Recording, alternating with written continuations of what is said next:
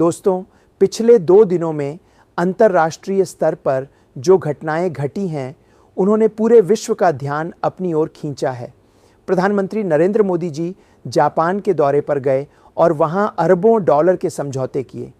इन समझौतों से भारत और जापान के बीच न केवल आर्थिक रिश्ते और मजबूत होंगे, बल्कि टेक्नोलॉजी, इंफ्रास्ट्रक्चर और रक्षा क्षेत्र में भी नए अवसर खुलेंगे। जापान जैसे विकसित देश के साथ भारत का बढ़ता सहयोग भारत को एक नई वैश्विक पहचान दे रहा है। दूसरी ओर इसी समय चीन में रूस और चीन के बीच उच्च स्तरीय वार्ता हो रही है। इस वार्ता में ऊर्जा, व्यापार और भू राजनीतिक रणनीतियों पर गहन चर्चा की जा रही है। रूस चीन की नज़दीकियां अमेरिका के लिए किसी चुनौती से कम नहीं हैं। अब सबसे अहम बात यह है कि दुनिया के कई बड़े राष्ट्र भारत के साथ व्यापार करने को तैयार हैं, वो भी बिना किसी आयात निर्यात कर टैरिफ के। और इससे भी बड़ी बात यह है कि ये देश अब अमेरिकी डॉलर को दरकिनार करके अपनी अपनी स्थानीय करेंसी में व्यापार करने की दिशा में आगे बढ़ रहे हैं। इसका सीधा मतलब है कि विश्व व्यापार में डॉलर का दबदबा धीरे धीरे कम हो रहा है।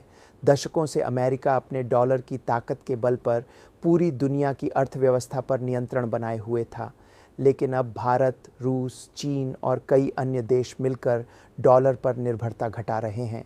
इस बदलाव का असर दूरगामी होगा।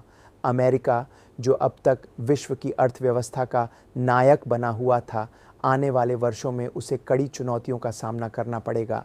डॉलर की पकड़ ढीली होते ही अमेरिका को आर्थिक और राजनीतिक स्तर पर झटके लगना तय है।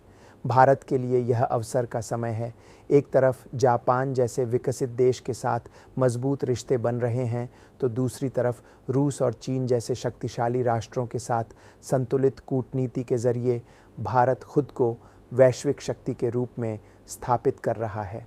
दोस्तों, आने वाले समय में पूरी दुनिया की राजनीति और अर्थव्यवस्था किस दिशा में जाएगी, यह देखना बेहद दिलचस्प होगा।